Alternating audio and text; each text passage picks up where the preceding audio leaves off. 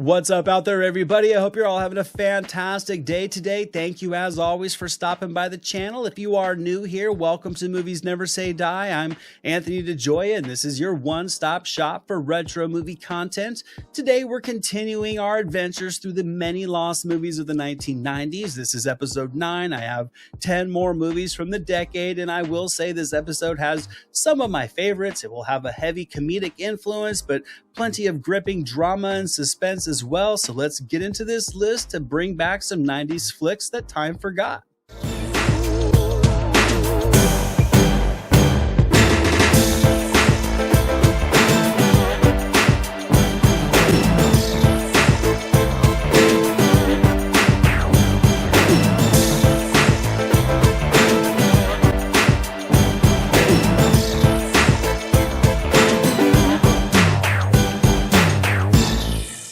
Now, this comedy may have been known to some of you as The Boyfriend School, but this romantic comedy about a romance novelist attempting to set up her brother who just survived cancer treatment is known to me as Don't Tell Her It's Me from 1990, starring Steve Guttenberg, Shelley Long, and Jamie Gertz. Now, to me, this is just one of those lovable old-school romantic comedies that thrives on a simple premise and the appealing chemistry between its leads. Guttenberg is charming, charismatic, and likable, and rivaling him with her own appeal is the always lovable Jamie Gertz. Then you get Shelley Long, who to me really is the bright spot of this movie and the driving force of the comedic tone overall, as she tries to find love for her brother relentlessly by rebranding him as this tough guy that really just looks like he's dressed up to be an extra for a Def Leppard video. And overall, this movie is just simple amusement. It more than works as a feel-good romantic comedy. It's humorous, it delivers waves of nostalgia and energetic performances. Don't Tell Her It's Me does check through the boxes in the genre cliche checklist, but I don't think it hinders this little forgotten comedy from putting a smile on your face. Gertz and Guttenberg are an appealing duo. Guttenberg and Long deliver the banter of siblings, and this movie just gels together in all the ways you would want from a very quick and easy night with an old school comedy.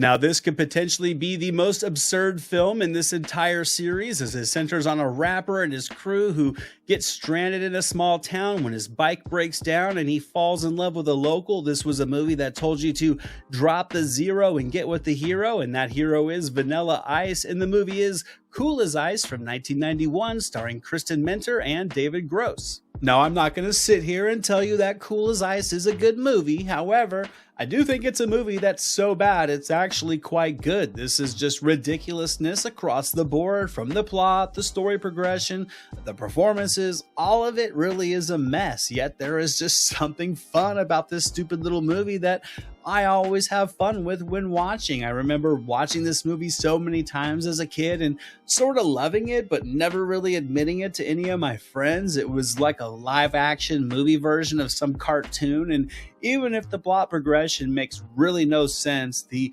over-the-top cheesiness in Cool as Ice is something that you can just laugh at and have a good time with. It's also just time-locked with waves of sanitized, high-energy 90s dance music, and Vanilla Ice, as silly and absurd as he is here, is just an acting sight to behold. The best thing about Cool as Ice is its quick runtime. It's also able to slip in some intentionally humorous lines here and there to blend with all the unintentional laughs, and Cool as Ice to me will always be a nostalgic timestamp to the gimmick films of the 90s.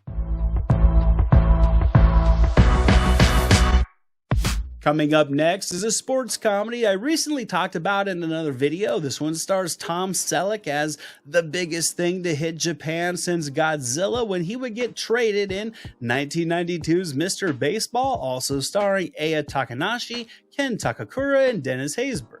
I've always loved Mr. Baseball and the blend of genres that it weaves together. This movie is a comedy, it's a romantic comedy, it's a bit of a drama, and it's a thrilling sports action flick.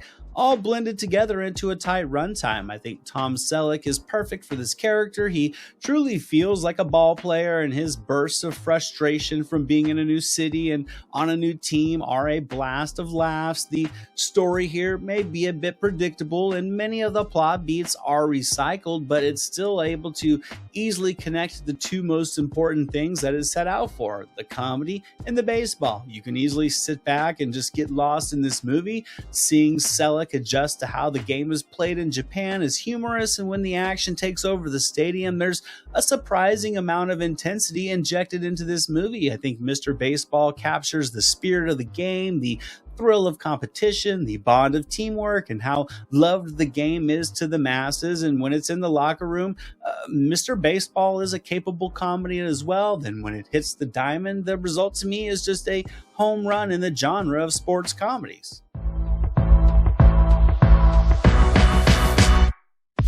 Based on true events, this movie tells the story of an Arizona logger who was abducted by aliens and the hardships his friend endure when they are charged with his murder in 1993's Fire in the Sky, starring D.B. Sweeney, Robert Patrick, Craig Sheffer, Peter Berg, and Henry Thomas. I'll admit, when I was a teenager, I did enjoy the unnerving suspense this movie delivers during its abduction sequences. Those sequences are extremely well made, but honestly, I found the rest of the film to be a bit boring. And later in my adult years, rewatching this movie, I was surprisingly much more captivated by the story that it explores. Fire in the Sky follows a group of friends. They're just normal working guys going about their day, and then they encounter a UFO, and their lives are changed forever, and it's still a gripping situation to see evolve. One of them is abducted, the others are believed to be accomplices to some sort of foul play, and with the small town vibe of the setting, you can easily get sucked up into the emotional intensity that's just gripping over this community. And then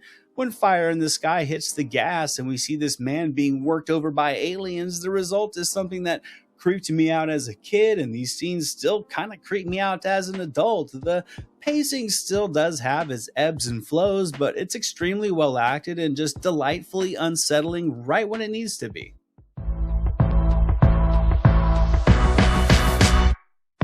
Now, this movie sort of does feel like a Carlito's Way knockoff, yet this stylish tale of a drug dealer trying to get out of the game has plenty of its own merits, as Wesley Snipes takes on the role of Romello Scuggs in 1994's Sugar Hill, also starring Michael Wright, Teresa Randall, Clarence Williams III, Ernie Hudson, and Abe Vigoda. Now, Sugar Hill was not so well received by critics when released, and I can't admit that it is a bit more borrowed than it is new, and it's more than just a tad self-righteous, but I still love this movie for what it is. I enjoy Snipes in this character as essentially a toned-down version of Nino Brown. I think the supporting cast with names like Michael Wright, Teresa Randall, and Ernie Hudson give the movie a strong, supporting, and well-acted cast of characters, and I think the added parallel of brothers being in control and their inner dynamics being tested as an effective of enough twist to make this movie work on its own. It's an organized crime film that it does work down the checklist in the genre, but it's also able to add some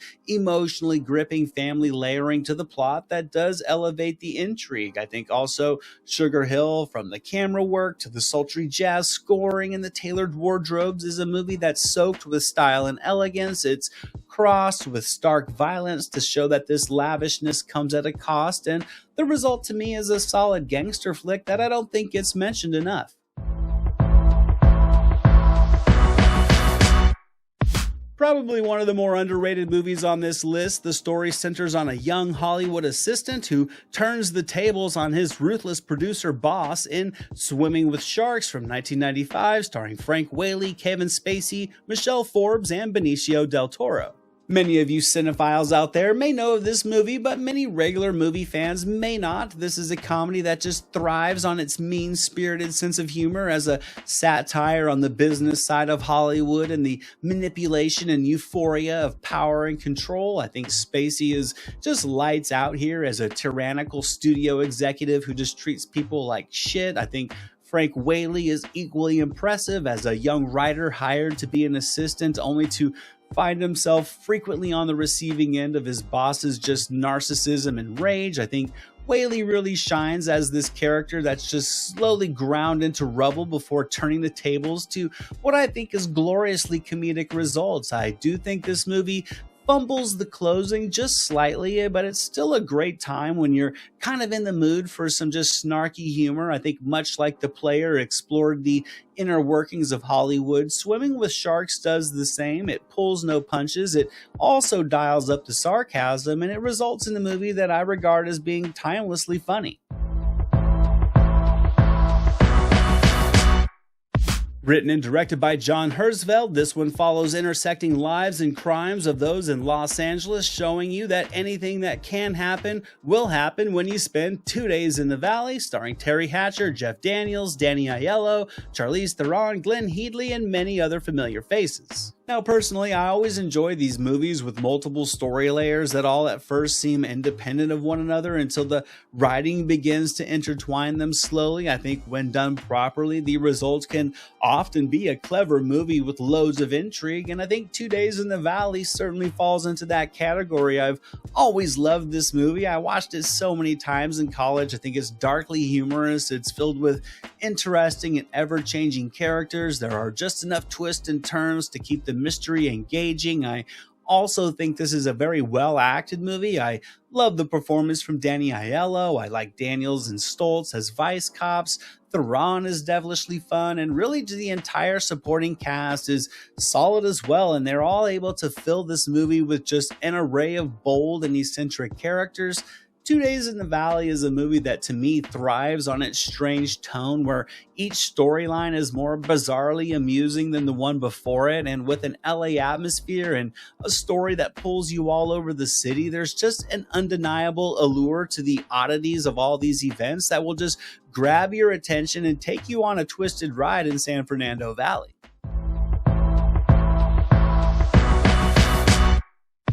The seedy plot at the core of this mystery movie centers on a man heading out to Vegas to pay off some gambling debts to the mob, but finds that anything that can go wrong will go wrong when he stops in a small Arizona town in 1997's U-Turn, starring Sean Penn, Jennifer Lopez, Nick Nolte, and directed by Oliver Stone. This is another of those seedy little movies where at initial glimpses all seems normal, but not long into the story you see everything couldn't be furthest from normal. If you like bizarre little movies where everything that can go wrong will go wrong, where the main character is just trying to advance but is in a seeming quicksand of hurdles, then U-Turn is a great ride. I think Stone's direction also just elevates this movie with style and visual flair. He brings an atmosphere and just a foreboding edginess to it. It's also filled with great performances. I think Penn is strong in the lead, with Jennifer Lopez and Nick Nolte and Powers Booth and Claire Danes and Joaquin Phoenix just delivering an array of shifty little characters you can't be too certain of. Billy Bob Thornton is fantastic as well and unrecognizable as this greasy mechanic, and really, U-Turn kind of plays like a fever dream where no matter how hard you try, you can't seem to move forward. And for Penn's character being stuck in this ominous little town, the result is just pleasantly unnerving cinema, complete with mystery, unpredictability, and loads of dark humor.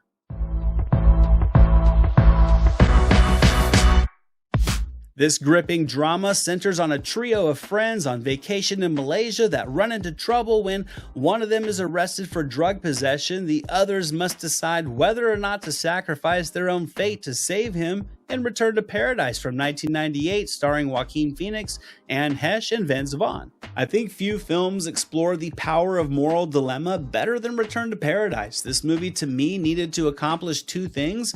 One, the writing needed to properly frame both the situation at hand, that being the forfeiture of freedom to help a friend facing crimes that you were also a part of in another country. In addition, it needed to seed the threads of the central friendships to make it all mean something. The second thing that it needed to do was deliver a collection of strong performances to keep the mellow out of the drama, and Return to Paradise knocks it out of the park on both pitches. The performances are fantastic. These characters are just real, flawed humans. They are self-preserving. They're a bit egotistical. Vaughn, Heche, and Phoenix and Conrad all just kill it with their performances. This is a movie that will I think kind of have you pondering what you would do in their situations, and it's surprisingly thought-provoking. Something else that works in this movie's favor is the story progression. I really like the timeline of events, how they're chopped up and strung together to seed information as needed with a nice smooth flow. And to me, this is the perfect movie for a night on the couch that will grab you by the heartstrings and just have your mind swirling for a couple of hours. Coming up next is a military thriller about an undercover detective that investigates the murder of a young woman on a U.S. Army base in 1999's The General's Daughter, directed by Simon West, starring John Travolta, Madeline Stowe, Timothy Hutton, and a bunch of other familiars as well. I won't sit here and say The General's Daughter is a gripping military thriller on the level of something like a Patriot Games or anything like that, but I do think this movie has more positives in its corner than negatives to result in a capable, just below the surface level crime thriller with enough twists and turns to compensate for some of its more contrived moments. I think Travolta is good in the lead. I do think his overinflated personality at times doesn't mix as well with some of the story themes, but he's still capable in the lead and on this case, and Madeline Stowe comes in to sort of keep Travolta as grounded as she can. I do like the supporting cast in this film. I think some of the characters could have been a bit more fleshed out, but in the hands of these skilled actors, they do elevate the material considerably. Now, The General's Daughter does also try to be a bit of an action movie at times as well, and I think it does undercut the peeling of the layers of the mystery in this movie, yet still it's a well-rounded and easily consumable military crime thriller that still holds up after all these years. And that's it for today, guys. Episode 9 of my Lost 90s series is complete. As always, 10 strong movies that still hold up great today. Let me know what you guys think of some or all of these movies if you've seen them. As always, thank you guys so much for watching and commenting on these videos. You guys are the best. You really just make it so much fun to talk about movies with you guys, really down in the comments, even more so than in these videos. It's always a great time going through the comments and talking with you guys. Episode 10 will be coming very soon, completing this series before we move on to something else. It'll be coming right around the corner. I hope to see you guys all back for that. And until then, movies never say die. This is Jack Burton in the Pork Chop Express, and I'm talking to whoever's listening out there. Survive a war, you gotta become war. I suppose we have to register you as a lethal weapon. You trying to say Jesus Christ can't hit a curveball?